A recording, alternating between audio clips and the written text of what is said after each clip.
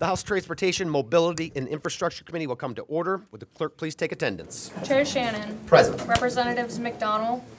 Here. Coleman. Here. Conlon. Here. Farhat. Here. Fitzgerald. Here. Hoskins. Here. Miller. Here. Outman. Here. Roth. Here. Brugg. Here. Coots. Here. St. Germain. Here. Mr. Chair, you have 13 members present. You do have a quorum. Thank you. I need a motion to adopt the minutes from last meeting, June 6th. Rep. Roth makes that motion. Seeing no opposition, the minutes are adopted. Today on the agenda, we'll be taking up testimony on House Bills 4028 and 4706, and then voting out House Bill 4012. To get things started, we have Representative Zorn on House Bill 4028. Representative Zorn, the floor is yours.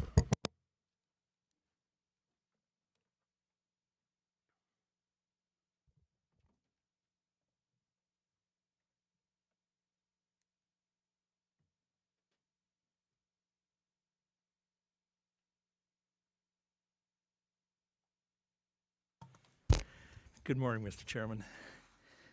Thank you for taking up House Bill 4028. The Michigan Vehicle Code restricts maximum vehicle weights in the months of March, April, and May to protect the roadways while they're thawing after the winter season. However, the code exempts some vehicles from the seasonal weight restriction for certain purposes such as public utility vehicles, waste hauling vehicles, and others. When heavy-duty tractor-trailer vehicles that weigh close to the maximum limits break down or are involved in an accident and needs to be towed, the wrecker service will be overweight when carrying the disabled vehicle. Some of these calls are law enforcement calls, where they have to clean up the scene of an accident or get a vehicle off the road. These vehicles are not automobiles. They are heavier trucks. The bill will provide the wrecker service the ability to service the scene and tow the vehicle to a safe location without the fear of being overweight. And I say without the fears, I have a number of citations with me today of records that went out to pick up these vehicles, get them off the road, get them towed to a safe location, and after they pick them up, they become overweight. With me today and wishing to testify is Josh Clayton from H&H Mobile of East Lansing, and I'd like to turn it over to Josh. Apologize for my tardiness today. As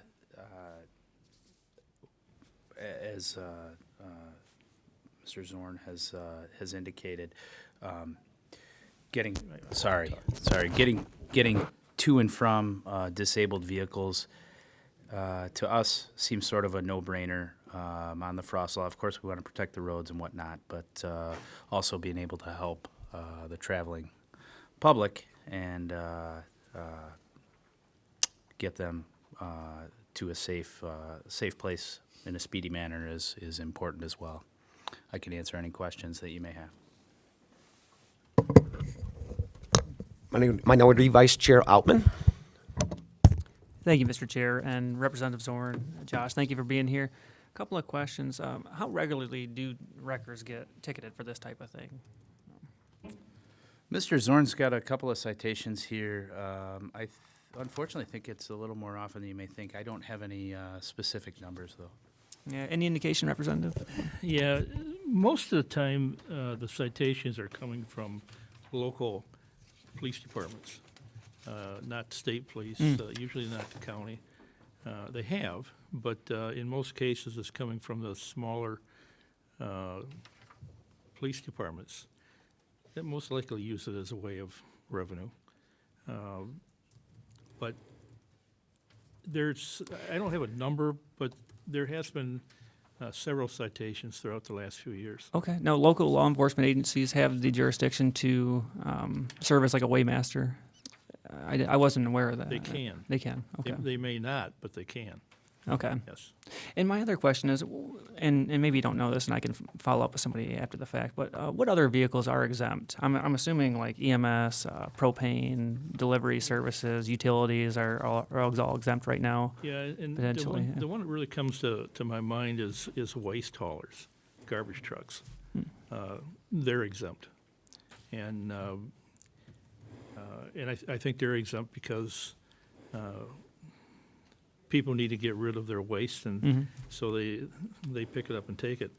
But it's no different than a wrecker company, especially when that wrecker company is being called out by law enforcement to clear the scene, tow the vehicle from the scene. If a wrecker is a heavy-duty wrecker and is picking up a heavy-duty tractor-trailer, most likely it will become overweight when it picks it up. And that's where the problem exists. Sure. And I guess the real simple argument is, what are we going to do with these vehicles when they're smashed up on the road and we got to get them off the roadway? Right. It's no different than bringing a county road commission truck in the repair road. They could be overweight with material. And it's no different. We got to get these roads cleaned up, make them safe. Okay. Thank you very much. I'll yield back to the chair. Representative Kuntz. Thank you, Mr. Chairman. Thank you, Representative Zorn. Weight laws are something I'm intimately familiar with. So when the weight laws come on, they come on statewide, and then they work off depending on the latitude of the state. So they're going to come off in their southern counties first. They go off by counties. And yes, county law enforcement are absolutely available to be weighmasters. A weight law puts the weight restriction at 30% of the normal axle weight. So instead of being able to haul 16,000 pounds per axle, we're able to haul 5,500, 5,400. Give me some hand waving on the math there. I cannot support this bill enough. When a truck breaks down, safety has got to be paramount. This is not a regular thing. This is not going to cause damage to the road. The wreckers are still going to be restricted by their speed. So not only do weight laws restrict our weight, they restrict our speed. So what this is going to do is it's going to allow a truck, a broken down vehicle, to get off the road quickly and safely. And I think this is a great bill, and I have my support. So I can end with a question if you'd like me to, Mr. Chair. That's your prerogative. Representative Farhat? No? Okay. Any other questions? All right, thank you so much, gentlemen. Thank you, Mr. Chairman. Next up, we'll have Ed Noyola from the County Roads Association, does wish to speak on the bill. Is neutral and does wish to speak.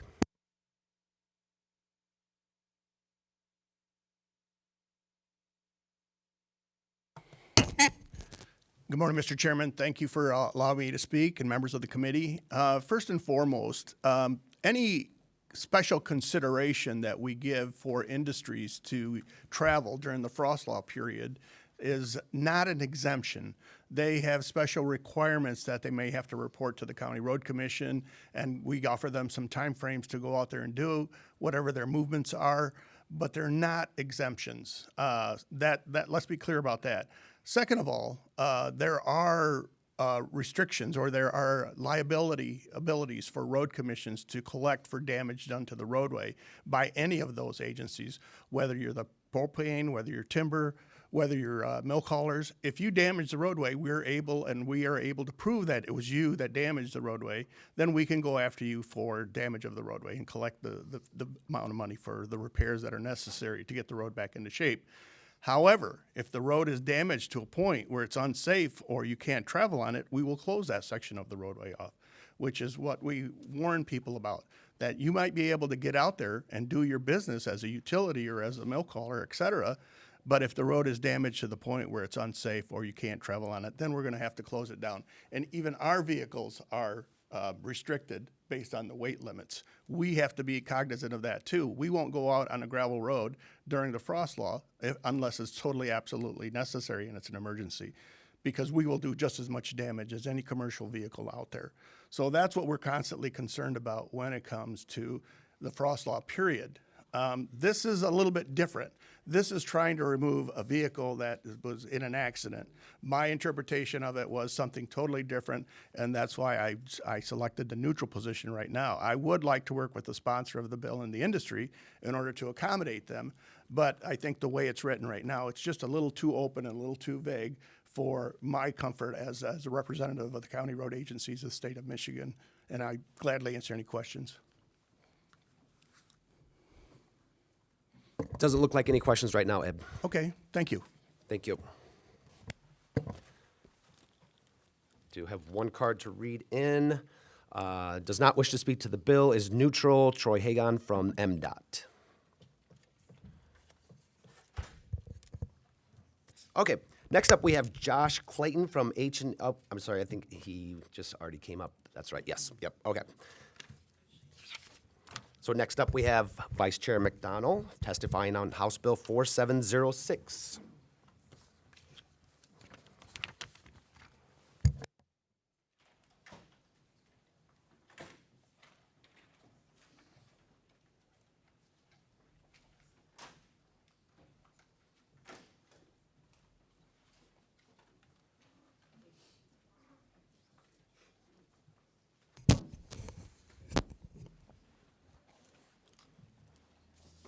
Thank you, Mr. Chair.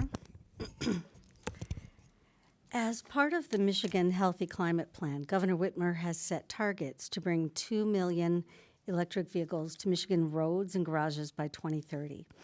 If the plan is successful, Michigan can cut its carbon emissions significantly, helping to preserve natural resources, reduce air pollution, and fight climate change. So electric vehicles are on the way. For many of us, they're already here. But in this early stage, we're not without concerns. EV owners have told me that range anxiety is real. Am I going to get where I have to go before running out of power? So as more and more people purchase EVs, we have to ensure that we're building up the infrastructure needed to keep EVs moving. According to a report issued this year by the Anderson Economic Group, Michigan currently has only 200 direct current fast charging stations compared to thousands of gas stations. Further, only 16% of Michiganders live within a 10-minute drive of a DC fast charging station. But help is on the way. Through the Bipartisan Infrastructure Investment and Jobs Act, the federal government has created the National Electric Vehicle Infrastructure, or NEVI, grant program. NEVI has awarded Michigan $110 million for the build-out of per kilowatt-hour EV charging infrastructure. And of course, we want to make good use of those funds as soon as possible. Unfortunately, there is a lack of regulatory clarity in Michigan for businesses that want to provide these EV charging services directly to consumers. It's currently unclear in statute whether businesses providing EV charging services meet the definition of electric utilities as defined in PA 3 of 1939. If small providers are defined as utilities, they'll have to pay a $40,000 licensing fee and undergo a lengthy licensing process. That burden would make providing EV charging stations extremely difficult for small businesses and franchises. Fortunately, the Michigan Public Service Commission, or MPSC, has ruled that not all providers of EV charging services are electric utilities bound by the MPSC licensing requirements. The only problem is that these rulings have not been codified into statute. So the simple goal of HB 4706 is to codify this MPSC decision into law so that the marketplace can take over. When we codify the MPSC's rulings into statute, Michigan businesses will have the clarity they need to enter the new retail charging industry without burdensome fees and applications. Michigan will then be able to award the $110 million NEVI dollars to EV charging station owners. Passage of HB 4706 will ensure Michigan is able to take advantage of funding opportunities like the NEVI funds, which are needed to achieve Michigan's goals for widespread vehicle electrification. And I have the following stakeholders that support this bill: are Mich Auto, the Energy Innovation Business Council, the Ecology Center, the Michigan League of Conservation Voters, the Michigan Environmental Council, the Sierra Club, ITC Transmission, and Clean Fuels Michigan. I am willing to take questions, but I may need some help from my friends, so I may have to call in. Thank you. Minority Vice Chair Outman. Thank you again, Mr. Chair.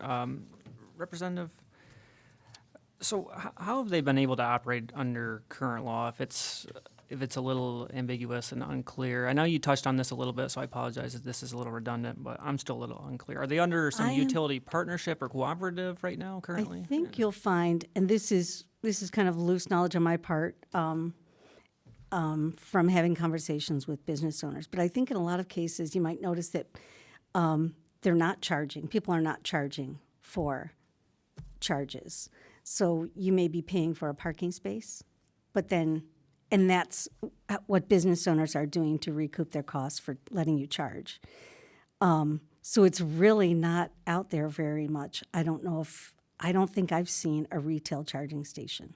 There aren't very many of them. Okay, I see. This is all unclear to me. I'm not an EV vehicle owner, not yet anyway. But so if we are to pass this, do we expect to see an increase in charging stations throughout the state? That is the goal. That's the goal. And that $110 million from NEVI, we're not going to be able to get this until we put this into statute. So we don't really want to leave that $110 million on the table. And the goal is to just have more charging stations to support the EVs that our auto industry is making like crazy. Sure. Okay. Thank you very much.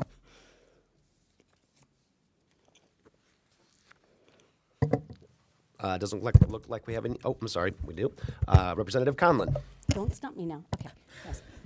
Thank you, Representative. Thank you, Mr. Chair. No, just wondering what these charging stations might look like. Is this would help small business? Are we thinking these are what this could will be- they look like maybe? And I will also let the other people answer that. But my understanding is this is if a motel wants to, they figure people are staying overnight, they want to put up some charging stations, they can do that without worrying that they're going to be charged $40,000 for being a utility.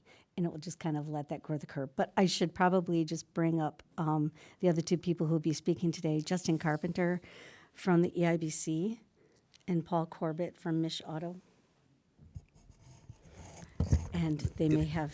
So just give me Better one answers. second Yes. here. So you want them to come up and testify with you now? So if we would, if Justin Carpenter from, who is the director of the public policy for Michigan Energy Innovation Business Council would like to come up, and then also you want Paul Corbett also to come up from Mich Auto? Yes. Okay.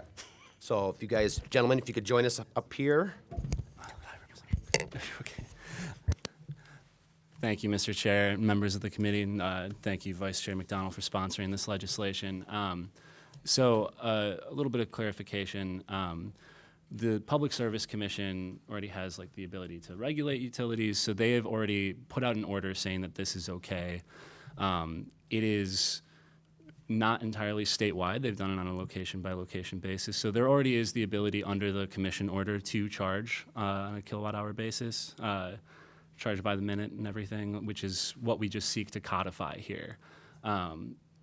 We have guidance from the federal government that basically says that you need to be able to charge in this, or to charge for electricity in this manner in order to secure the National Electric Vehicle Infrastructure Funds.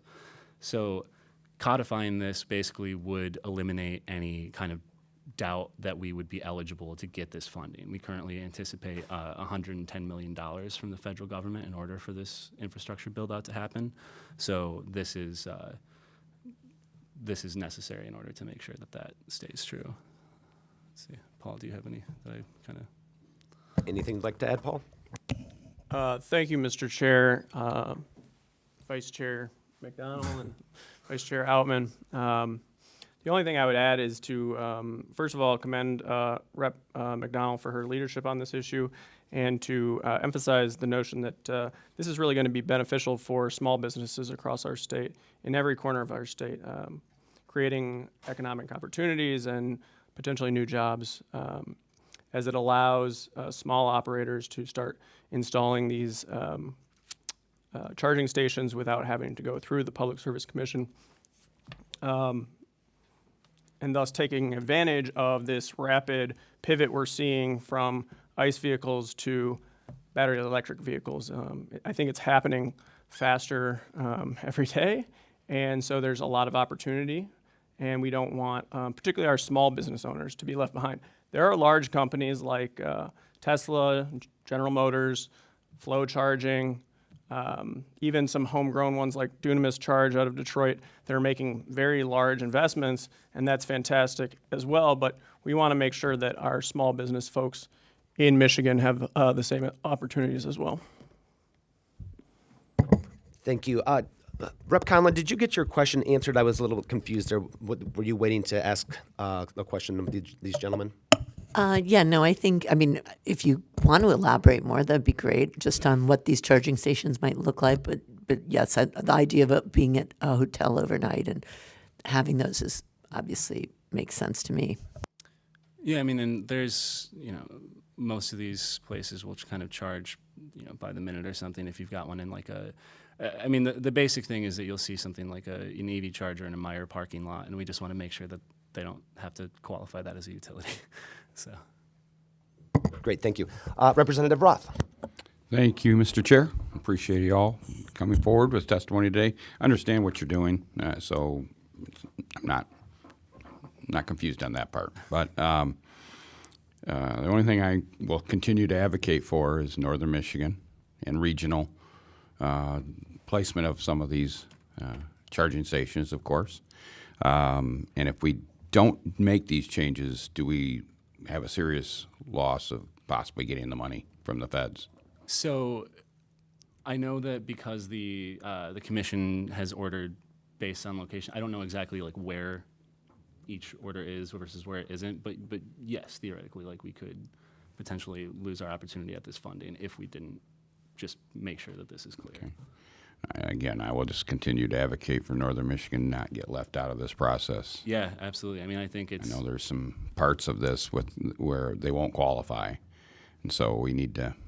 I'm going to continue to advocate for us. Yeah, I would be more than happy to continue conversations with you offline about Thanks, this. Jeff. I think specifically Northern Michigan and just kind of rural access in general is going to be imperative. I'm from a small town south of here, and I understand. Thank you, Mr. Chair. Well, and just to add to that, tourism would take a huge hit if we don't. When we have more and more people have electric vehicles, how are they going to be able to go up north if there's not the infrastructure there? So I'm definitely willing to have those conversations also. Thank you, Mr. Chair. Thank you, Mr. Chair. All right. So any other questions? Did I miss anyone? All right. Thank you so much for your testimony today. I do have some cards to read in. Not wishing to speak supports the bill. Charles Griffith from the Ecology Center. Not wishing to speak supports the bill. Zach Kahn from Tesla. Not wishing to speak supports the bill. Ed Rivette from Michigan Conservative Energy Forum. Not wishing to speak supports the bill. Ross Gavin from the Michigan Environmental Council. Not wishing to speak supports the bill. Tim Minotas from Sierra Club. And then I have one last card. Not wishing to speak, neutral on the bill. Tony Mosesso from ITC.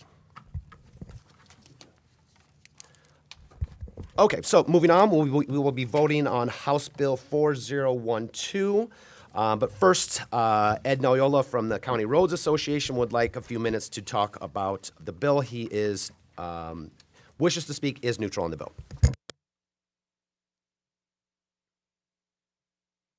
Thank you, Mr. Chairman. Once again, I did provide some language for the sponsor to look at or to consider as part of my comments to negotiate or continue the conversation with regards to his bill to change the way speed limits are adjusted based on governmental entities. If the counties want to continue going forward with the current language, we would love to do that. And if the municipalities are interested in an alternative method, then that's fine too. That way we have two different sections for each entity or each group to decide how they want to do their speed limit changes if they so choose. Any questions? Minority Vice Chair Outman. Thank you, Mr. Chair. So Ed, you've sent some language to the bill sponsor. what were those conversations like? Yeah. I've set the language. I've also had some conversation. He obviously he was not ready to make any commitment to one way or another. He does understand what I'm looking at, but I'm not sure if he agrees with my suggestions or not. But we can have more discussions on that too. Okay, so he isn't totally. He hasn't said no. Gotcha. But that's been enough to move you from opposition to neutral on the I had bills? no position earlier last week. I was Forgive no, me. I thought you were opposed. No, there was Gotcha. no position. Okay. Thank you very much. Representative Kuntz. Thank you, Mr. Chair. And, Mr. Noel, I believe you just answered my question. County Roads is neutral on this? Yes. Thank you, sir. Doesn't look like we have any other questions. Thank you, Ed. Thank you.